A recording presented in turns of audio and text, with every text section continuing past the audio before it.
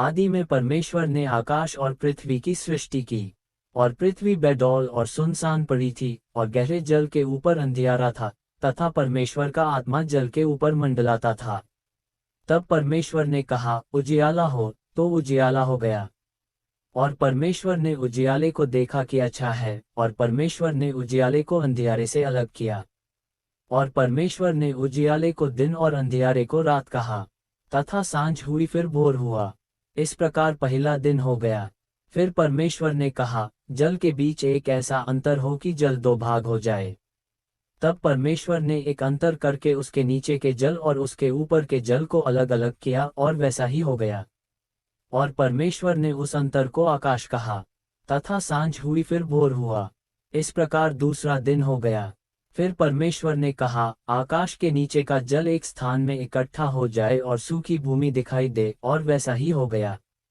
और परमेश्वर ने सूखी भूमि को पृथ्वी कहा, तथा जो जल इकट्ठा हुआ उसको उसने समुद्र कहा। और परमेश्वर ने देखा कि अच्छा है। फिर परमेश्वर ने कहा, पृथ्वी से हरी घास तथा बीज वाले छोटे छोटे पेड़ और फलदायी वृक्ष भी, जिनके बीज उन्हीं में एक एक की जाति के अनुसार होते हैं, पृथ्वी पर उगें, और वैसा ही हो गया। तो पृथ्वी से हरी घास और छोटे छोटे पेड़ जिनमें अपनी अपनी जाति के अनुसार बीज होता है, और फलदायी वृक्ष जिनके बीज एक एक की जाति के अनुसार उन्हीं में होते हैं, उगे। और परमेश्वर ने देखा कि अच्छा है। तथा सांझ हुई फिर भोर हुआ। इस प्रकार तीसरा दिन हो गया। फिर परमेश्वर ने कहा, दिन को रात से अलग करने के लिए आकाश के अंतर में ज्योतियां हों, और वे चिन्हों और नियत समयों और दिनों और वर्षों के कारण हों। और वे ज्योतियां आकाश के अंतर में पृथ्वी पर प्रकाश देने वाली भी ठहरें, और वैसा ही हो गया। तब परमेश्वर ने दो बड़ी ज्योतियां बनाई, उनमें से बड़ी ज्योति को दिन पर प्रभुता करने के लिए, और छोटी ज्योति को रात पर प्रभुता करने के लिए बनाया, और तारागण को भी बनाया। परमेश्वर ने उनको आकाश के अंतर में इसलिए रखा कि वे पृथ्वी पर प्रकाश दें, तथा दिन और रात पर प्रभुता करें, और उजियाले को अंधियारे से अलग करें। और परमेश्वर ने देखा कि अच्छा है। तथा सांझ हुई फिर भोर हुआ। इस प्रकार चौथा दिन हो गया। फिर परमेश्वर ने कहा, जल जीवित प्राणियों से बहुत ही भर जाए, और पक्षी पृथ्वी के ऊपर आकाश के अंतर में उड़ें। इसलिए परमेश्वर ने जाति जाति के बड़े बड़े जल जंतुओं की और उन सब जीवित प्राणियों की भी सृष्टि की, जो चलते फिरते हैं, जिनसे जल बहुत ही भर गया, और एक एक जाति के उड़ने वाले पक्षियों की भी सृष्टि की। और परमेश्वर ने देखा कि अच्छा है। और परमेश्वर ने ये कह के उनको आशीष दी कि फूलो फलो और समुद्र के जल में भर जाओ, और पक्षी पृथ्वी पर बढ़ें। तथा सांझ हुई फिर भोर हुआ। इस प्रकार पांचवां दिन हो गया। फिर परमेश्वर ने कहा, पृथ्वी से एक एक जाति के जीवित प्राणी, अर्थात घरेलू पशु और रेंगने वाले जंतु और पृथ्वी के वन पशु, जाति जाति के अनुसार उत्पन्न हो। और वैसा ही हो गया। सो परमेश्वर ने पृथ्वी के जाति जाति के वन पशुओं को, और जाति जाति के घरेलू पशुओं को, और जाति जाति के भूमि पर सब रेंगने वाले जंतुओं को बनाया। और परमेश्वर ने देखा कि अच्छा है। फिर परमेश्वर ने कहा, हम मनुष्य को अपने स्वरूप के अनुसार अपनी समानता में बनाएं, और वे समुद्र की मछलियों और आकाश के पक्षियों और घरेलू पशुओं और सारी पृथ्वी पर और सब रेंगने वाले जंतुओं पर जो पृथ्वी पर रेंगते हैं अधिकार रखें। तब परमेश्वर ने मनुष्य को अपने स्वरूप के अनुसार उत्पन्न किया, अपने ही स्वरूप के अनुसार परमेश्वर ने उसको उत्पन्न किया, नर और नारी करके उसने मनुष्यों की सृष्टि की। और परमेश्वर ने उनको आशीष दी, और उनसे कहा, फूलो फलो और पृथ्वी में भर जाओ, और उसको अपने वश में कर लो, और समुद्र की मछलियों तथा आकाश के पक्षियों और पृथ्वी पर रेंगने वाले सब जंतुओं पर अधिकार रखो। फिर परमेश्वर ने उनसे कहा, सुनो, जितने बीज वाले छोटे छोटे पेड़ सारी पृथ्वी के ऊपर हैं, और जितने वृक्षों में बीज वाले फल होते हैं, वे सब मैंने तुमको दिए हैं, वे तुम्हारे भोजन के लिए हैं। और जितने पृथ्वी के पशु और आकाश के पक्षी और पृथ्वी पर रेंगने वाले जंतु हैं, जिनमें जीवन के प्राण हैं, उन सब के खाने के लिए मैंने सब हरे हरे छोटे पेड़ दिए हैं। और वैसा ही हो गया। तब परमेश्वर ने जो कुछ बनाया था सबको देखा, तो क्या देखा कि वह बहुत ही अच्छा है। तथा सांझ हुई फिर भोर हुआ। इस प्रकार छठवां दिन हो गया। यूं आकाश और पृथ्वी और उनकी सारी सेना का बनाना समाप्त हो गया।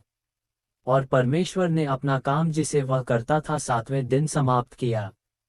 और उसने अपने किए हुए सारे काम से सातवें दिन विश्राम किया। और परमेश्वर ने 7वें दिन को आशीष दी और पवित्र ठहराया, क्योंकि उसमें उसने अपनी सृष्टि की रचना के सारे काम से विश्राम लिया। आकाश और पृथ्वी की उत्पत्ति का वृतांत यह है कि जब वे उत्पन्न हुए, अर्थात जिस दिन यहोवा परमेश्वर ने पृथ्वी और आकाश को बनाया, तब मैदान का कोई पौधा भूमि पर न था और न मैदान का कोई छोटा पेड़ उगा था, क्योंकि यहोवा परमेश्वर ने पृथ्वी पर जल नहीं बरसाया था और भूमि पर खेती करने के लिए मनुष्य भी नहीं था। तो भी कोहरा पृथ्वी से उठता था, जिससे सारी भूमि सिंच जाती थी। और यहोवा परमेश्वर ने आदम को भूमि की मिट्टी से रचा और उसके नथनों में जीवन का श्वास फूंक दिया और आदम जीवता प्राणी बन गया। और यहोवा परमेश्वर ने पूर्व की ओर अदन देश में एक वाटिका लगाई और वहां आदम को, जिसे उसने रचा था, रख दिया।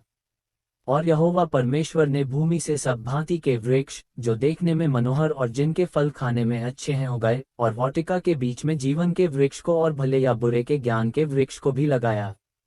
और उस वाटिका को सींचने के लिए एक महानदी अदन से निकली और वहां से आगे बहकर 4 धारा में हो गई। पहली धारा का नाम पीशोन है, ये वही है जो हवीला नाम के सारे देश को, जहां सोना मिलता है, घेरे हुए है। उस देश का सोना चोखा होता है, वहां मोती और सुलेमानी पत्थर भी मिलते हैं। और दूसरी नदी का नाम गीहोन है, ये वही है जो कूश के सारे देश को घेरे हुए है। और तीसरी नदी का नाम हिद्देकेल है, ये वही है जो अश्शूर के पूर्व की ओर बहती है। और चौथी नदी का नाम फरात है। तब यहोवा परमेश्वर ने आदम को लेकर अदन की वाटिका में रख दिया कि वह उसमें काम करे और उसकी रक्षा करे।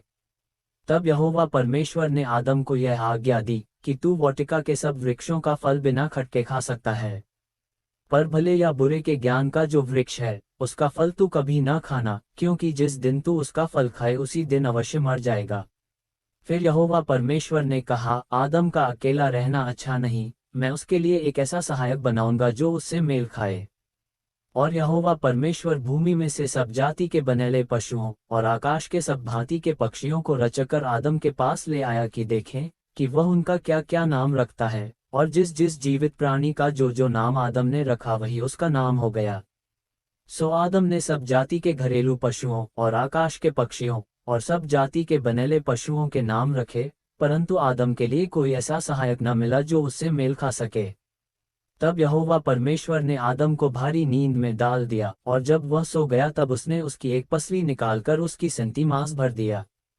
और यहोवा परमेश्वर ने उस पसली को जो उसने आदम में से निकाली थी, स्त्री बना दिया और उसको आदम के पास ले आया।